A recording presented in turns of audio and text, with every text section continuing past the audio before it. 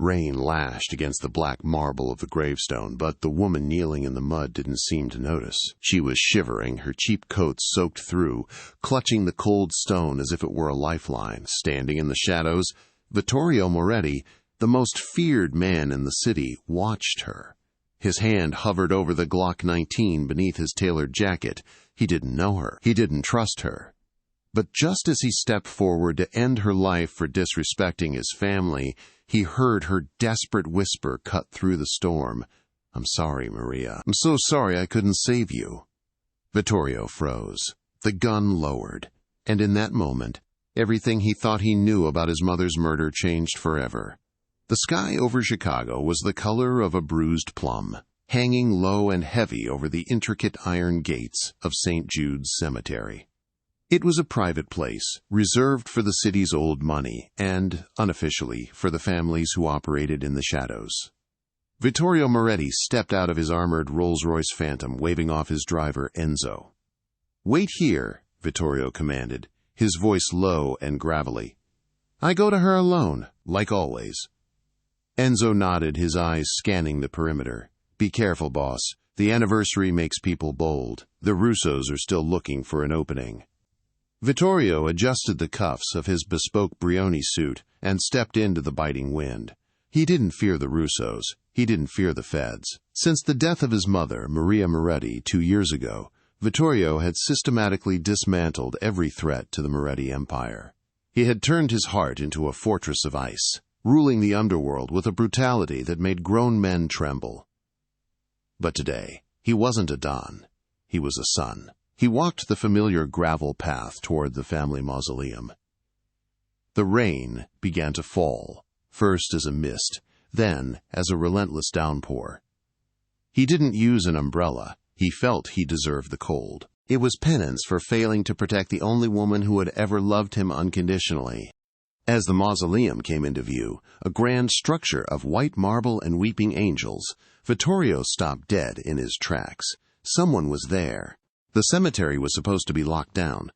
His security team had swept the area an hour ago. Yet, there, kneeling in the mud directly in front of the crypt's iron doors, was a figure. It was a woman.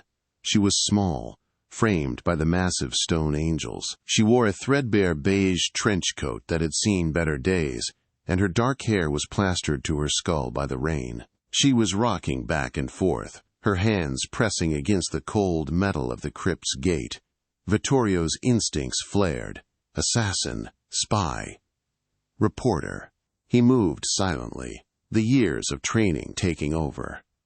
He unbuttoned his jacket and gripped the handle of his weapon. The rain masked the sound of his Italian leather shoes on the wet grass. He closed the distance, his eyes locking onto the back of her neck. He was 10 feet away when he heard the sound. She was sobbing. It wasn't the polite, stifled crying of a distant relative. This was a guttural, raw sound of agonizing grief. Vittorio raised the gun, aiming it at the center of her back. "Turn around!" he barked, his voice booming over the thunder. "Slowly!" The woman froze. Her shoulders stiffened. Slowly she raised her hands, palms open, trembling violently. She turned on her knees to face him. Vittorio expected to see fear. He expected to see a weapon. Instead, he saw a face that looked like it had been shattered. Her eyes were wide and green, rimmed with red, swimming with tears. She looked exhausted, her cheekbones sharp from hunger or stress. She couldn't have been older than 26. "Who are you?" Vittorio demanded, stepping closer, the gun never wavering. "Who sent you? The Russos?" The woman shook her head frantically, rain dripping from her chin. "No one. Please." "You are trespassing on private ground," Vittorio hissed. "Give me one reason why I shouldn't leave you here with the rest of the dead."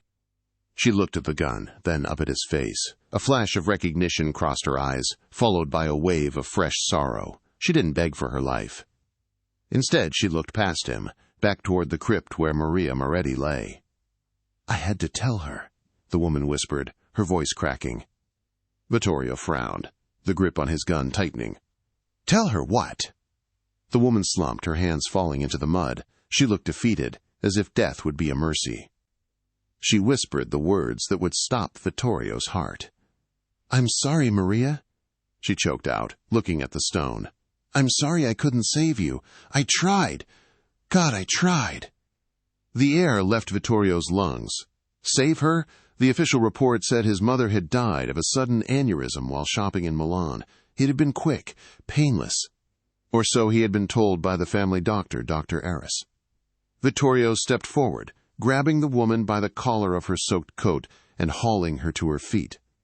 She was light, fragile in his grip. "What did you say?" he growled, bringing his face inches from hers. "My mother died of an aneurysm. There was no saving her." The woman looked at him, her green eyes filled with a haunted, terrifying truth. "That's a lie," she said, her voice trembling but certain. "She didn't die in Milan. She died on a table in a warehouse in darkest Chicago. And I was the one holding the scalpel." Thunder cracked overhead, shaking the ground beneath them. Vittorio stared at her, his mind reeling. If she was lying, he would torture her for days. But if she was telling the truth... "Enzo!" Vittorio roared into his radio earpiece. "Bring the car around, now!" He looked back at the woman. "You're coming with me, and if you lie to me, you will wish you had died on this grave." The woman nodded weakly. "I know who you are, Vittorio. I've been waiting for you to kill me for 2 years. The drive back to the Moretti estate was suffocatingly silent. Isabella Vance sat in the back of the Rolls-Royce, shivering uncontrollably. The heat was blasted to the maximum, but the chill in her bones had nothing to do with the rain. It was the man sitting next to her. Vittorio stared out the window, watching the city blur by. He hadn't said a word since he shoved her into the car. He was radiating a dark, violent energy that filled the leather-clad interior. Isabella clutched her hands together. She knew this day would come. Ever since that night, the night the masked men had dragged her out of her residency at Northwestern Memorial Hospital and thrown her into a van, she knew her life was on borrowed time. The car pulled up to the Moretti estate, a sprawling fortress of modern architecture and high walls, located in the wealthy suburb of Highland Park. Armed guards opened the gates, and the vehicle glided up the long driveway. Vittorio opened the door before the car even fully stopped. He grabbed Isabella's arm, his grip firm but surprisingly not painful. "Inside, now." He marched her through the grand foyer, past priceless oil paintings and marble statues, down a flight of stairs that led to the basement levels. This wasn't the wine cellar. This was a soundproofed room with a single metal table and 2 chairs. Vittorio threw her into one of the chairs. He didn't tie her up. He didn't have to. She had nowhere to go. He took off his wet jacket and threw it onto a side table. He rolled up the sleeves of his white dress shirt, revealing forearms corded with muscle and faint scars. He paced the room like a caged tiger. "Name," he commanded. Isabella Vance." "Profession. I work at a diner on 4th Street. Joe's Grease Spoon." Vittorio slammed his hand on the table, making Isabella jump. "Do not play games with me, Isabella. You said you held a scalpel." "Waitresses do not hold scalpels." "Who were you before?" Isabella took a shaky breath. "I was a surgical resident, chief resident at Northwestern Memorial, trauma surgery." Vittorio stopped pacing. He leaned against the wall, crossing his arms. "A surgeon, and now you serve coffee? Why?" "Because of what happened to your mother," she whispered. "They took my license. They framed me for drug theft to discredit me, just in case I ever talked. My career ended the night she died." Vittorio's eyes narrowed. "Tell me the story. Every detail. If you leave anything out, I will know." Isabella wiped a tear from her cheek. She needed to be brave. "For Maria. It was 2 years ago, November 14th. I had just finished a 30-hour shift. I was walking to my car in the parking garage when a van pulled up. 3 men grabbed me. They put a hood over my head." Vittorio listened intently. November 14th, the day his mother died in Milan. "They took me to a warehouse," Isabella continued, her voice gaining strength. "It was set up like a makeshift operating theater, but it was dirty, poor lighting. There was a woman on the table. She had been shot twice, once in the abdomen, once in the chest." Vittorio closed his eyes briefly. "Shot. They told me if I didn't save her, they would kill my sister. I didn't even have a sister, but I was too scared to tell them that. I scrubbed in. I looked at her face. It was Maria Moretti. I recognized her from the news. Who were the men? Vittorio asked, his voice deadly calm. They wore masks, but one of them, the one giving the orders, he had a distinct tattoo on his hand. A scorpion, right here. She pointed to the web of skin between her thumb and index finger. Vittorio's blood ran cold. He knew that tattoo. It belonged to Luca, his father's old consigliere, the man Vittorio currently trusted to run his operations in New York, the man who had sworn loyalty to him on his father's deathbed. Go on, Vittorio said, his voice barely audible. The equipment, it was sabotage, Vittorio, Isabella said, looking him in the eye. The blood bags they gave me were the wrong type. The suction machine lost power halfway through. I realized they didn't bring me there to save her. They brought me there to have a scapegoat. They wanted her to die on the table so they could say they tried. Isabella began to cry again. I tried to clamp the artery. I tried to massage her heart manually. She woke up for a second. Before the anesthesia took her under again, she looked at me. She grabbed my wrist. Vittorio stepped forward, his expression unreadable. What did she do? She pressed something into my hand, Isabella said. She reached into her bra and pulled out a small, silver locket. It was tarnished and old. She whispered, "Give this to my son. Tell Vito to trust no one but the girl with the green eyes." Vittorio stared at the locket. It was his mother's St. Christopher medal. She never took it off. He had been told it was lost in the ambulance in Milan. He reached out, his hand trembling slightly, and took the locket. He popped it open. Inside was a tiny, faded picture of him as a boy. The room fell silent, save for the hum of the ventilation. Vittorio looked at Isabella, really looked at her. For the first time he saw not an enemy, but a victim of the same war he was fighting. She had lost her career, her reputation, and her life, all because she had been forced to participate in a murder she tried to stop. "You said Luca was there," Vittorio said, clutching the locket. "The man with the scorpion tattoo." I didn't know his name, but yes, he was the one who cut the power to the suction machine. I saw him do it. Vittorio turned away, walking to the corner of the room. He punched the concrete wall hard. His knuckles split, blood staining the gray paint. "Luca," he snarled. He turned back to Isabella. The aggression was gone, replaced by a cold, calculated resolve. "You are staying here," he stated. Isabella panicked. "Please, I told you the truth. Let me go. I won't say anything." "You can't go," Vittorio said, walking over to her. He surprised her by reaching out and gently brushing a strand of wet hair from her forehead. "If Luca knows you are alive, you are a loose end. He destroyed your career to discredit you, but if he finds out I have you, he will finish the job."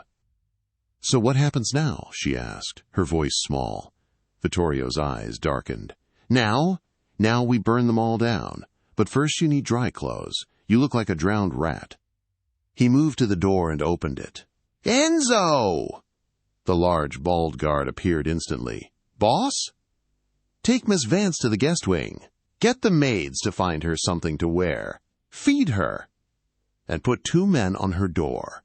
If a hair on her head is harmed, I will skin everyone in this house alive." Enzo's eyes widened, but he nodded. "Yes, boss."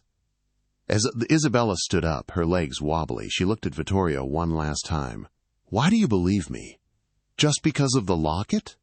Vittorio looked at the silver medal in his hand. "My mother told me to trust the girl with the green eyes. I never disobeyed my mother when she was alive. I won't start now."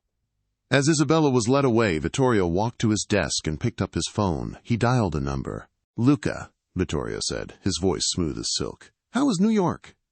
"Vito," Luca's jovial voice crackled through the line. "It's raining money here, kid. How are you? Today is the anniversary, isn't it? I'm lighting a candle for Maria." "Good," Vittorio said, staring at the blood on his knuckles. "Make sure it's a bright one, Luca. You're going to need the light where you're going." He hung up. The war had begun. The guest suite in the Moretti estate was larger than Isabella's entire apartment. It had floor-to-ceiling windows overlooking a manicured garden that, in the darkness and rain, looked like a black abyss. Isabella stood before the mirror in the ensuite bathroom. She had scrubbed her skin raw, trying to wash away the mud of the cemetery and the grime of the last 2 years. The steam from the shower filled the room, but she still felt cold. She looked at her reflection. The dark circles under her eyes told the story of sleepless nights and double shifts at the diner.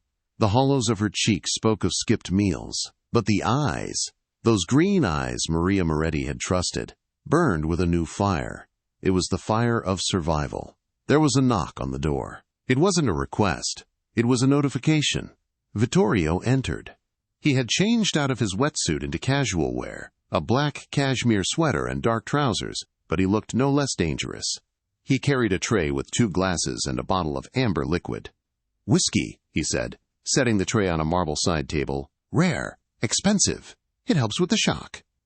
Isabella tightened the belt of the plush white robe she had found hanging on the door. "I don't drink." "Tonight you do," Vittorio said, pouring 2 fingers into a crystal glass and holding it out. She took it. Her hands were still shaking. She took a sip, the liquid burning her throat, a welcome distraction from the fear knotting her stomach. "Why are you doing this?" she asked, her voice raspy. "You could have just killed Luca. You're the Don. You don't need a witness." Vittorio walked to the window, staring out at the storm. "In my world, Isabella, accusation is not enough. Luca has been with my family for 30 years. He has captains loyal to him. If I kill him without proof, I start a civil war. My own men will turn on me. They will say I have gone mad with grief." He turned to face her, his silhouette sharp against the glass. "I need him to confess, or I need him to make a mistake, and you are the ghost that will haunt him." "He thinks I'm dead," Isabella said, "or he thinks I'm a drug addict who lost her license. If he sees me, he won't recognize you." "Not at first," Vittorio interrupted. He looked her up and down, his gaze clinical yet intense. "You are too thin. You dress like a pauper. You carry yourself like a victim. Tonight, that ends." He walked over to a panel on the wall and pressed a button. The double doors to the walk-in closet opened. Inside, however, it wasn't empty. Racks of clothes had been wheeled in. "I had my stylist bring everything within the hour," Vittorio said. "Tomorrow night is the St. Jude's Gala. It is the biggest charity event in Chicago. Every major player in the city will be there. Politicians, judges and the families, the Russos, and Luca." Isabella's eyes widened. "You want me to go there? In public?" "I want you to walk in on my arm," Vittorio declared. "I will introduce you as my fiancé." "Fiancé?" Isabella nearly dropped her glass. "Are you insane? They'll kill me." "They won't touch you. Not while you are wearing my ring," Vittorio said. He reached into his pocket and pulled out a velvet box.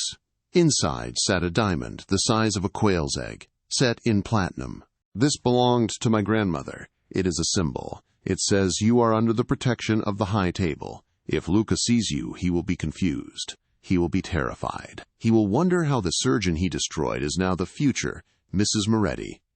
Isabella stared at the ring. It was beautiful, but it felt like a shackle. "And what if he calls my bluff? What if he tells everyone who I really am?" "Then he admits he knows you," Vittorio said, a cruel smile touching his lips. "And if he knows you, he has to explain how he knows you.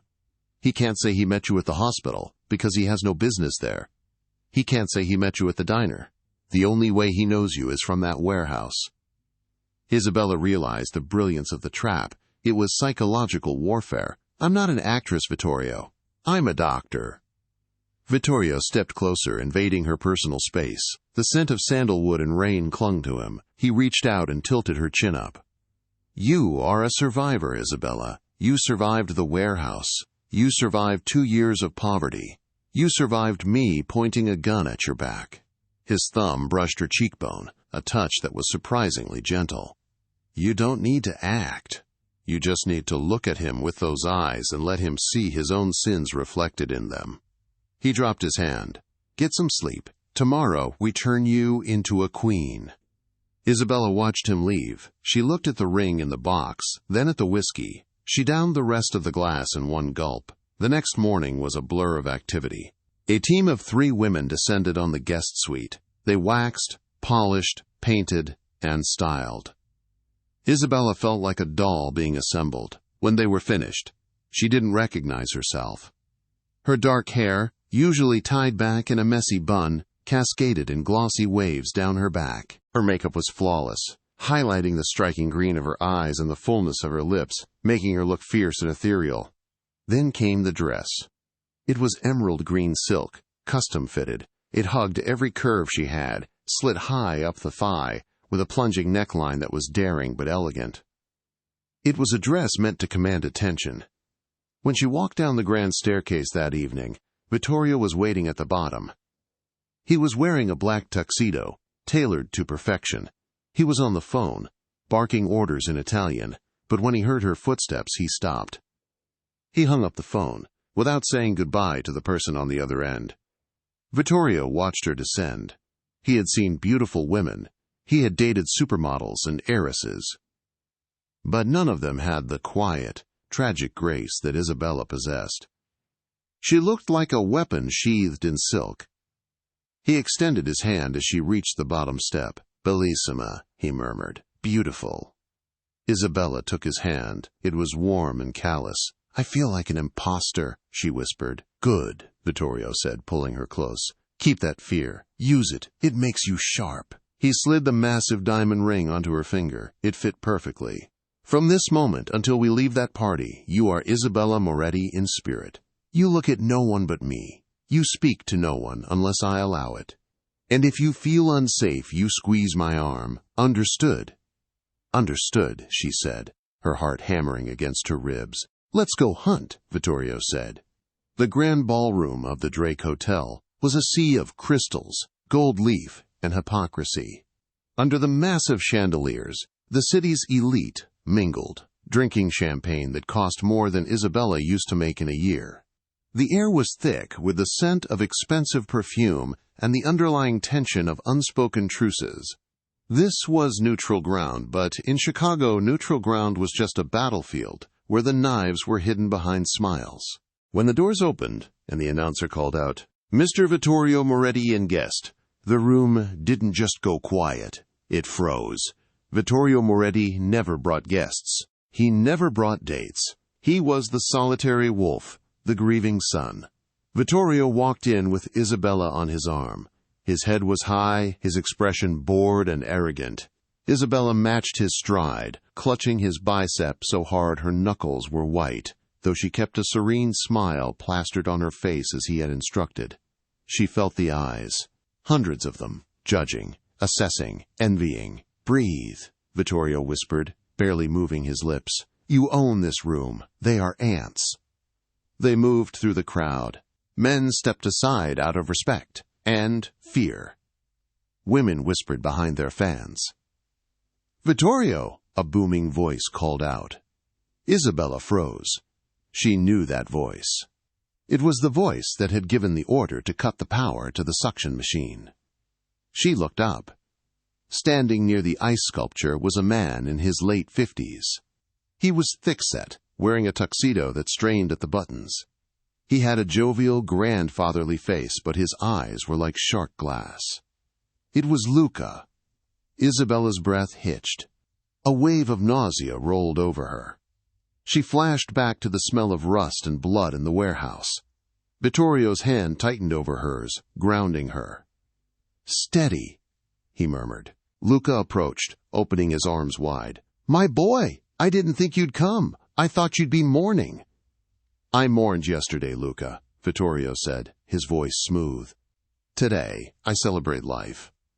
Luca's eyes shifted to Isabella. The jovial smile faltered for a fraction of a second. He blinked, a flicker of confusion passing over his face. He looked at her like one might look at a puzzle piece that didn't fit. "And who is this stunning creature?" Luca asked, extending a hand. "This is Isabella," Vittorio said, placing a possessive hand on the small of her back. "My fiancée." Luca's hand stopped in mid-air. "Fiancé? Vito, you move fast. I didn't know you were seeing anyone." "We prefer privacy," Vittorio said. Isabella forced herself to extend her hand. Luca took it. His skin was damp. He raised her hand to his lips to kiss it. As he did, Isabella saw it. the scorpion tattoo on the web of his hand. It was faded, partially covered by the cuff of his shirt, but it was there. The mark of the man who killed Maria Moretti. She wanted to scream. She wanted to run. Instead, she remembered Vittorio's words. Use the fear. She locked eyes with Luca. She didn't blink. She let him look into her green eyes. The eyes he had seen over a surgical mask 2 years ago. Luca froze. He held her hand a second too long. His pupils dilated. He recognized the eyes. He had to. Isabella. Luca tasted the name, rolling it around his mouth. Have we met before, my dear? You look familiar. This was the test. Isabella smiled, icy and sharp. I don't think so, Luca. I would remember a man with such distinct hands. She looked pointedly at the tattoo. Luca yanked his hand back as if he had been burned. He covered the tattoo with his other hand, a nervous tick. He looked from Isabella to Vittorio, sweat beginning to bead on his forehead. A doctor, Luca muttered, almost to himself. You look like... Isabella was a surgeon. Vittorio interjected casually, throwing the bait into the water. At Northwestern, top of her class. Sadly, the medical board is full of politics. She left the profession. Luca turned pale. The color drained from his face so fast he looked like a corpse. He knew. He absolutely knew. I see, Luca stammered. Excuse me, I need a drink. He turned and practically fled toward the bar. Vittorio leaned down to Isabella's ear. Perfect, he whispered. You terrified him. Now we wait. Wait for what? Isabella asked, her heart racing so fast she thought she might faint. He will make a call, Vittorio said.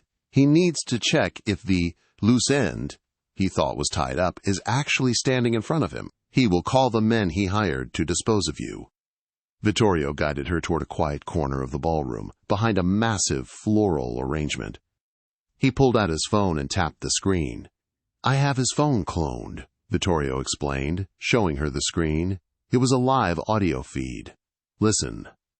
Isabella leaned in. Through the static she heard Luca's voice, hushed and frantic. I'm telling you, it's her, the girl from the warehouse. The doctor. She's here. She's with Vittorio. A pause. Then another voice on the line, deep and distorted. That's impossible. We scrubbed her file. We planted the drugs. She's a ghost. She's wearing his mother's ring, you idiot, Luca hissed. He knows. He has to know. He's playing with me. Calm down, Luca, the other voice said. If he knew, you'd be dead already. He's testing you. Don't crack. But we can't take chances. Get her alone. Tonight. Find out what she told him. If she talked. If she talked? Then kill them both.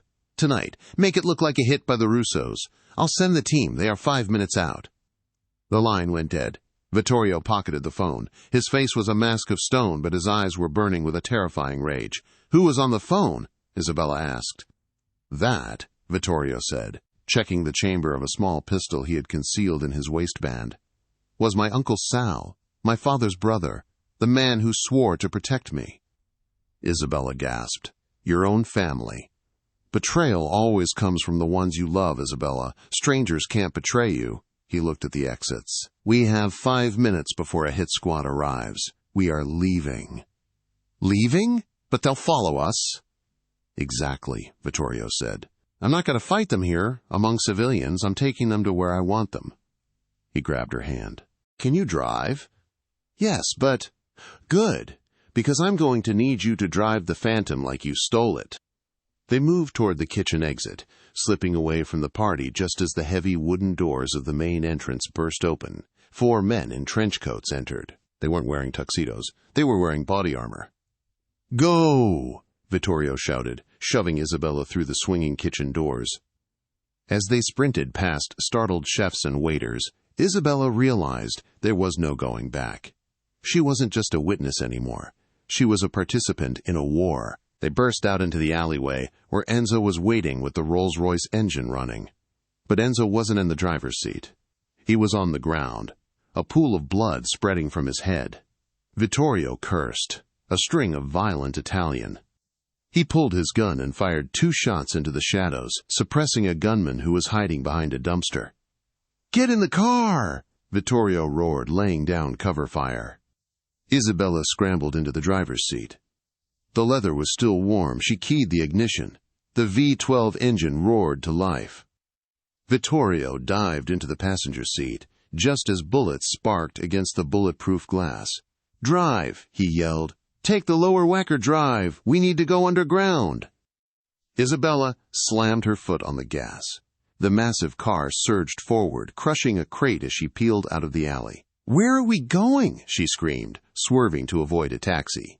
Vittorio reloaded his weapon, his eyes scanning the mirrors. 3 black SUVs were peeling out behind them, lights off, engines roaring. "To the cemetery," Vittorio said darkly. "It started at my mother's grave. It's going to end there."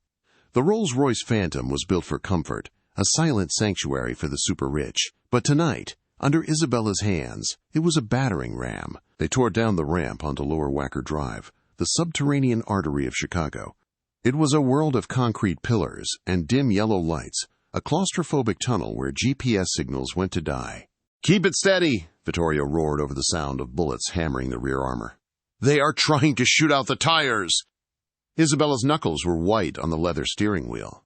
Her heart was a frantic bird in her chest, but her mind, trained to find calm in the chaos of a trauma bay, snapped into a strange, hyper-focused clarity. "There are 3 of them," she shouted, glancing at the side mirror. "1 on the left, 2 behind." "Brake check," Vittorio commanded, unbuckling his seatbelt and turning around in his seat. "What?" "Slam on the brakes! Now!" Isabella didn't hesitate. She stomped on the pedal. The massive car, weighing nearly 3 tons, skidded but held its line. The SUV directly behind them wasn't so lucky. The driver swerved to avoid a collision, overcorrected, and slammed violently into a concrete pillar. Metal shrieked, glass shattered, and the SUV spun out of control, blocking the lane for the second car behind it. "1 down," Vittorio said, a grim satisfaction in his voice. 2 left. He pressed a hidden button under the dashboard. The glove box dropped open, revealing not documents but a modified submachine gun and extra magazines. "You have a machine gun in your glove box," Isabella yelled, swerving around a garbage truck. "I have enemies everywhere, Isabella. Keep your eyes on the road."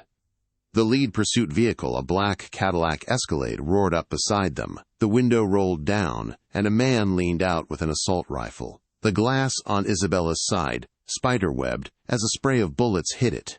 The reinforced polycarbonate held, but just barely. "Duck!" Vittorio shouted. He smashed the passenger window out with the butt of his gun, leaned his body halfway out of the moving car, and opened fire. The sound was deafening in the enclosed tunnel. Brass casings rained down into the car, bouncing off the leather seats. Vittorio's aim was true. He shredded the front tires of the Escalade. The massive SUV dipped violently to the right, sparks flying as the rim ground against the asphalt. It careened into the wall, scraping along the concrete in a shower of sparks before flipping over. "2 down!" Vittorio pulled himself back inside, wet from the tunnel's damp air and smelling of gunpowder. "Isabella, you drive like a professional." "I took defensive driving courses," she lied, breathless. "Where do I go? We can't go home. They'll be waiting." "The cemetery," Vittorio repeated, his eyes dark. "It's isolated. It has walls. And it's the only place Sal won't expect me to make a stand. He thinks I'm superstitious about that place." "Are you?" "Tonight I am the thing that goes bump in the night," Vittorio growled. "Take the next exit. We go to St. Jude's." As they surfaced from the tunnel back into the stormy night, the rain had turned into a deluge. The city lights blurred into streaks of neon.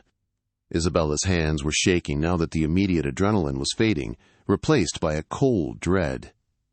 "Vittorio," she said, her voice small. "Who is Uncle Sal? Why would he kill your mother?" Vittorio reloaded his weapon, his movements mechanical and precise. "Sal was my father's younger brother. He always felt passed over. When my father died, the crown went to me, not him. He thought I was too young, too soft, and he blamed my mother for that softness. He thought her charity work, her influence. He thought it made the family look weak. He looked at Isabella, his eyes softening for a brief second. He killed her to harden me, to turn me into a monster. And in a way, he succeeded. "No," Isabella said firmly, gripping the wheel. "A monster wouldn't have saved me at the grave. A monster wouldn't have believed me." Vittorio looked away, staring into the rain. "Don't canonize me yet, Isabella.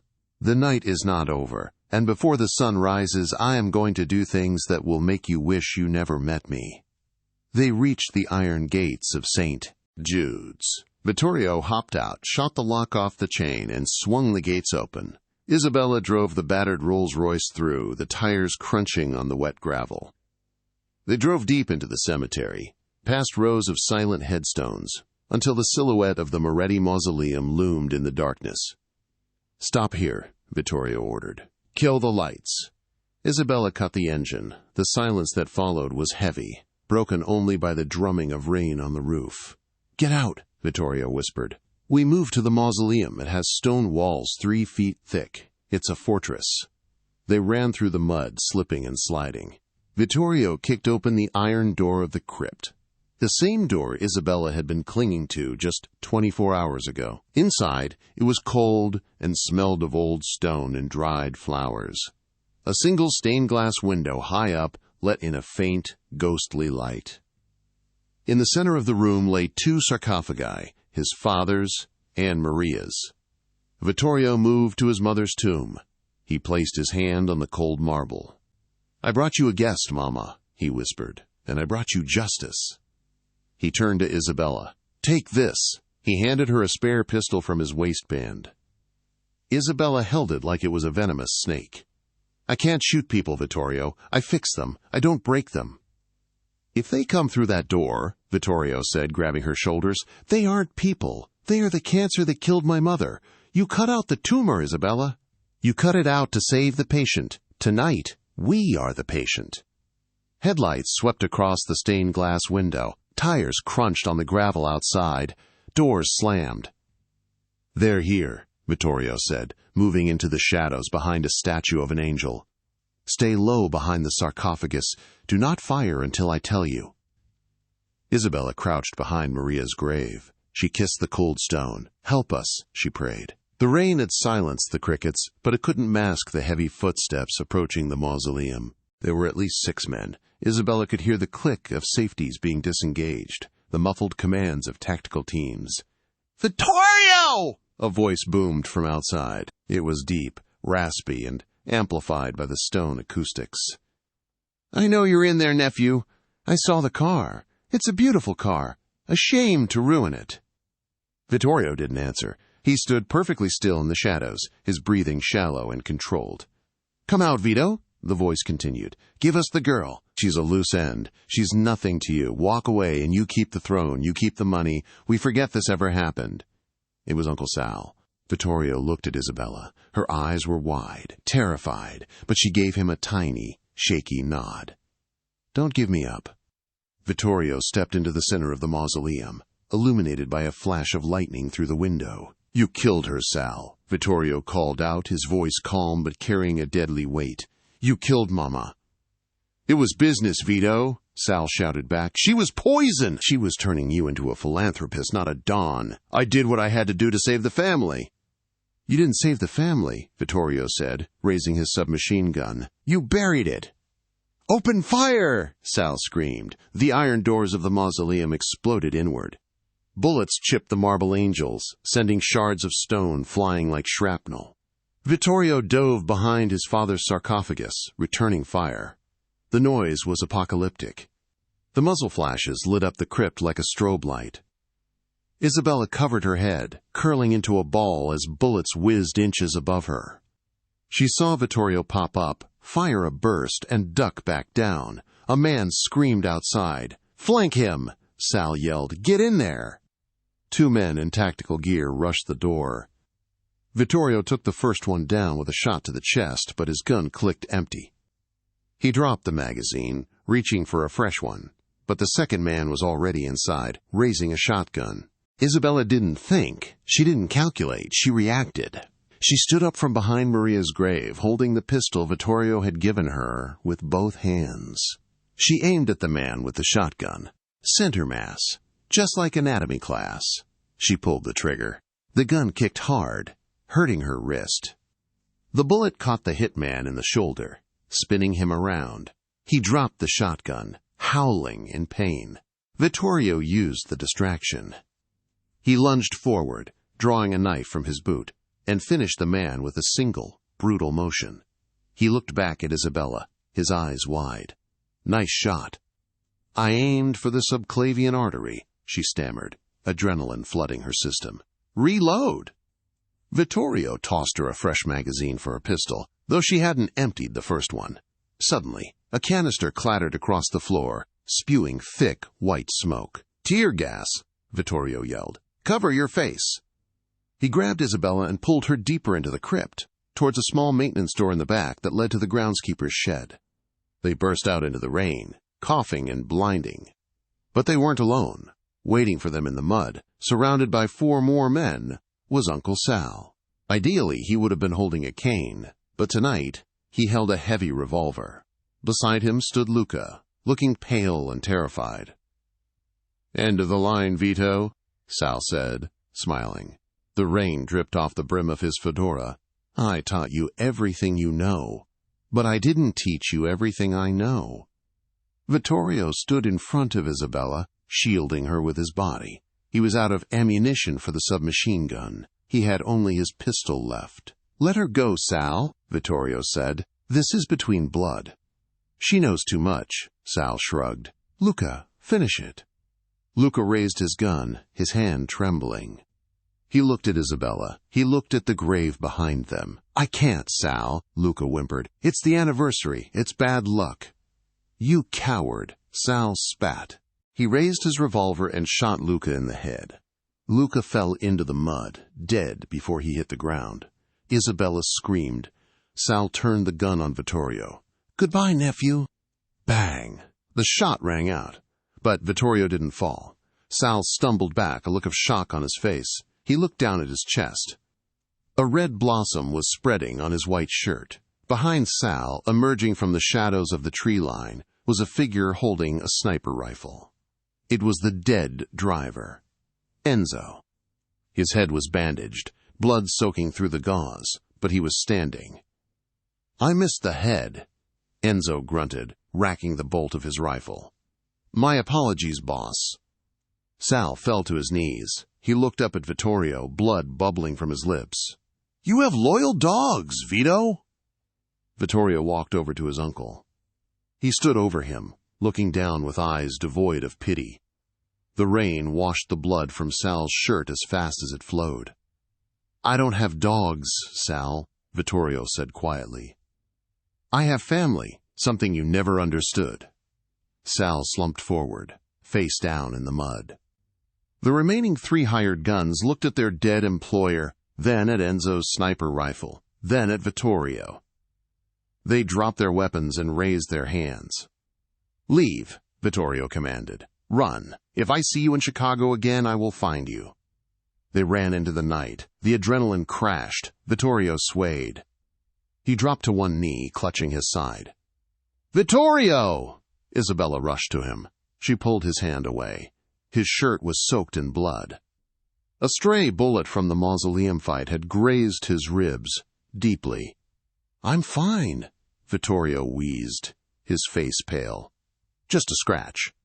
I'm the doctor here, Isabella said, tearing the hem of her expensive emerald dress to make a pressure bandage. Lie down. Enzo, bring the car around. We need to get him to a sterile environment. Enzo limped over, supporting Vittorio. The car is trashed, miss, but the engine runs. That's all we need, Isabella said, pressing the silk against Vittorio's wound. Vittorio looked up at her. The rain was washing away her makeup, ruining her hair, and destroying the dress. But as he looked at her fierce, determined face, the face of a woman who had just shot a man to save him, he knew. You saved me, he whispered, his vision blurring. I told you, Isabella said, her voice cracking with emotion as she stroked his wet hair.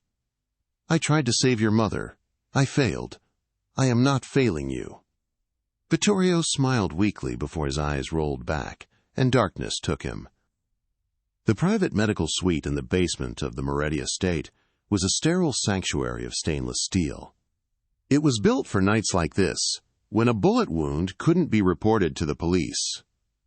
Isabella Vance stood at the scrub sink, the scalding water turning her hands pink. Behind her, on the operating table, lay Vittorio Moretti. He was pale, his breathing shallow beneath an oxygen mask.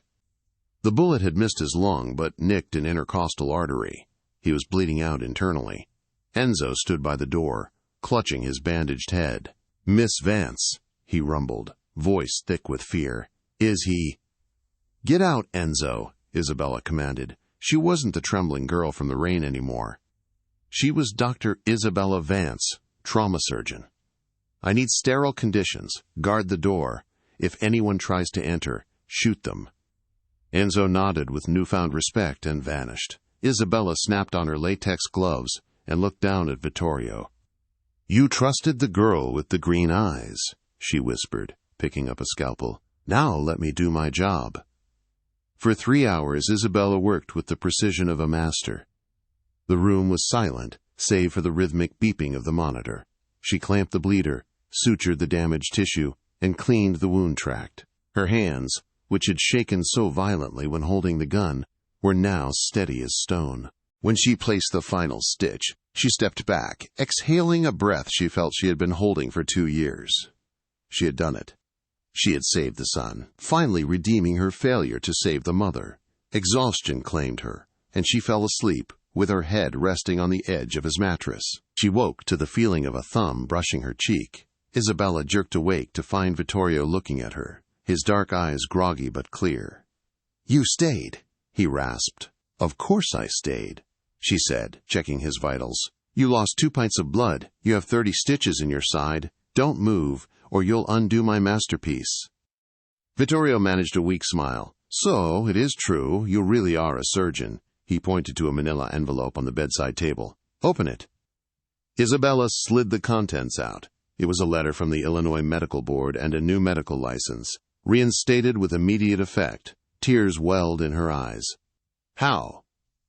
"I made calls before the party," Vittorio explained softly. "We found the tech who falsified the records against you." He was very eager to tell the truth once Enzo had a chat with him. He looked away, his expression guarded. "You're free, Isabella. The men who hunted you are dead. Sal is dead. Your name is clear. You can go back to your hospital and forget you ever met me." Isabella stared at the license. It was everything she had wanted for 2 years. Her life back. Then she looked at Vittorio, the man who had protected her with his body, the man who saw her as an equal. She placed the license on the table and sat on the edge of the bed. "Is that what you want? For me to leave?" "I want you to be safe," Vittorio said, his voice vulnerable. "My world is fire and blood. You don't belong in the dark." "Maybe not," she whispered, taking his hand. "But I learned something in the cemetery. Even in the dark, you need someone to hold the light." She leaned in close, her eyes searching his. "I can be a doctor during the day, but I think I'd rather be a queen at night." Vittorio stared at her, stunned. Then he reached up, cupped the back of her neck, and pulled her down. Their lips met, a seal, a promise, tasting of survival and electric heat. 6 months later, the morning sun bathed St. Jude's Cemetery in golden light, a stark contrast to the storm of that fateful night. Vittorio and Isabella stood before the repaired Moretti mausoleum. Isabella was no longer wearing a threadbare coat. She wore a tailored black dress, and on her finger the massive diamond ring sparkled in the sun.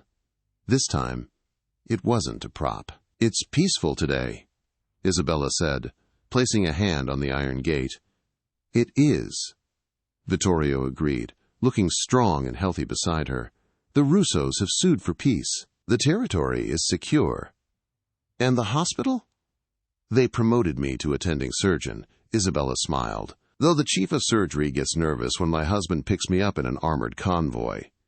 Isabella turned to the grave, touching the stone where Maria rested. "We're okay, Maria," she whispered. I kept my promise. I saved him." Vittorio wrapped his arm around her waist. "She knew," he said softly. "Even when she was dying, she was looking out for me. She knew you were the one." "Mothers always know," Isabella replied. Vittorio kissed her temple. "Let's go home, Mrs. Moretti. We have a dinner with the mayor tonight, and I believe you wanted to threaten him about the hospital's funding." Isabella grinned, her green eyes flashing with that dangerous, beautiful fire. "Oh, I'm not going to threaten him, Vito. I'm just going to make him an offer he can't refuse." They turned and walked back down the gravel path, hand in hand. They left the dead to their peace and walked back toward the city that was now theirs to rule. The ghost of the graveyard was gone. Long live the Queen. What a journey. From a desperate woman kneeling in the mud to the queen of the Chicago underworld, Isabella's story proves that sometimes our darkest moments lead us to our greatest destiny. Vittorio thought he was finding an enemy at his mother's grave, but instead he found the one person capable of healing his soul. This story reminds us that trust is the most dangerous and valuable currency in the world. Isabella risked everything to tell the truth, and Vittorio risked his empire to believe her. Together, they turned a tragedy into a legacy. What would you have done if you were Vittorio? Would you have pulled the trigger in the cemetery? Or would you have listened to the stranger whispering to your mother? Let me know in the comments below. If you enjoyed this dramatic mafia romance, please smash that like button. It really helps the channel. Don't forget to subscribe and hit the bell icon so you never miss the next part of our storytelling saga. Thanks for watching, and see you in the next video.